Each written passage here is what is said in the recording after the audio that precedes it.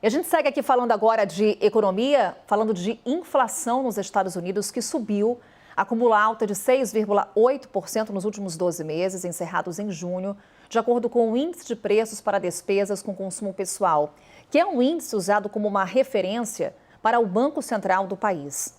E não é só por lá, não, que a inflação está desenfreada. Na Europa, também. Subiu o índice para 8,9% em julho e bateu um novo recorde. Sobre isso, eu converso agora ao vivo com o ex-diretor do Banco Mundial e professor da Fundação Dom Cabral, Carlos Braga. Carlos, muito obrigada por estar conosco. Uma boa tarde. Boa tarde, Carol. Um prazer estar com vocês. Carlos, antes de mais nada, entender o que está acontecendo nos Estados Unidos e na Europa. Os fatores que levam a uma inflação recorde na Europa e nos Estados Unidos são os mesmos? Bem, em ambas as regiões, como também foi o caso no Brasil, nós tivemos uma expansão fiscal e monetária muito significativa em resposta à pandemia. No caso dos Estados Unidos, a situação ainda se tornou mais significativa por causa da situação do governo Biden com medidas fiscais em 2021. Então, tudo isso acelerou a inflação significativamente. E aí, como um remédio para a inflação, o remédio amargo é a elevação da taxa de juros. Para começar, o Banco Central dos Estados Unidos e o Banco Central Europeu demoraram para agir? Existem muitas críticas à velocidade com que eles reagiram.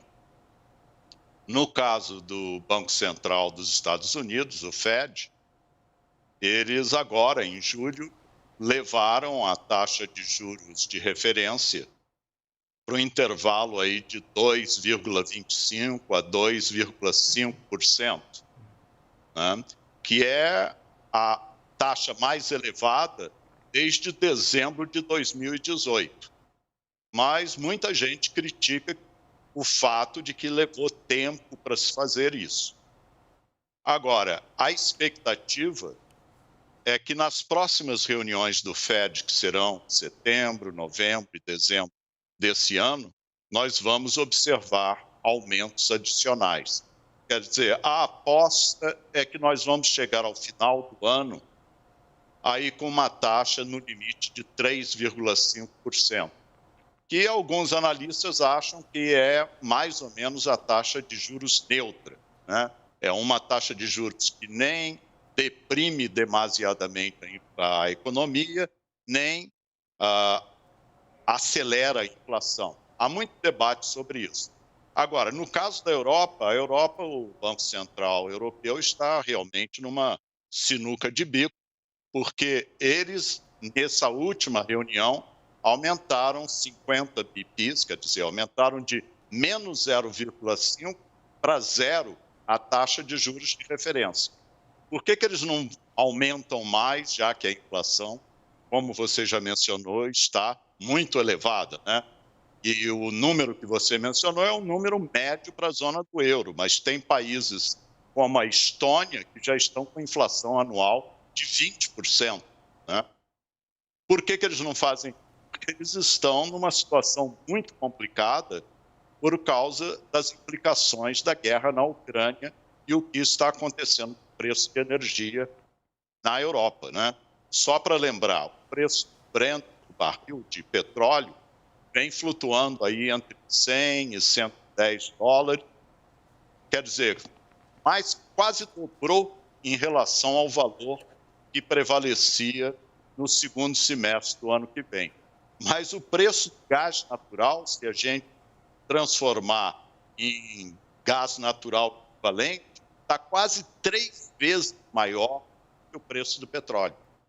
E o grande perigo é que se as hostilidades na Ucrânia continuarem e a Rússia resolver realmente paralisar as exportações para a Europa, isso certamente vai significar uma recessão na Europa no ano que vem. Então, o Banco Central Europeu tem um pepino muito maior, eu diria, do que o Fed. Você falou em recessão, Carlos. Há um grande temor de uma recessão global, principalmente diante dos resultados que acompanhamos nos Estados Unidos. Segundo trimestre consecutivo de PIB negativo por lá. Inflação nas alturas. O Fed está muito pressionado. Qual então seria o caminho ideal, por exemplo? Falávamos há pouco de taxa de juros que sim, devem ter um novo aumento nos Estados Unidos. O caminho então seria aquele que você colocou como uma das apostas, um aumento sim, mas não tão agressivo? A maioria dos analistas apostam aí nesse aumento que eu mencionei, que seria um ponto percentual adicional até o fim desse ano, no caso dos Estados Unidos, né? Tem recebido muita atenção o fato de que os dados da economia americana mostraram que nós temos 2 trimestres negativos de crescimento do PIB. Isso é utilizado como uma regra de bolsa, né? Uma rule of thumb, para definir recessão. Mas é importante deixar claro que isso não é a definição de recessão.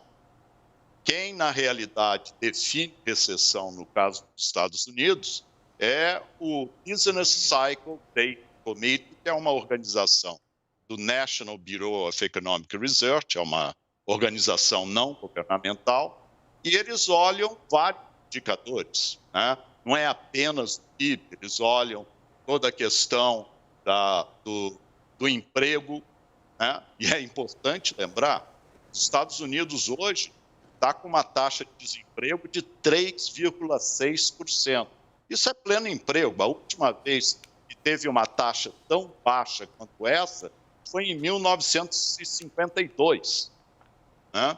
Então, quer dizer, há indicadores contraditórios. Sem dúvida, nós vimos a contração trimestral, aí, 2 trimestres do PIB, mas vários outros indicadores, seja venda do varejo, seja emprego, seja consumo pessoal, ainda estão bem saudáveis. Agora, a tendência é de queda, né?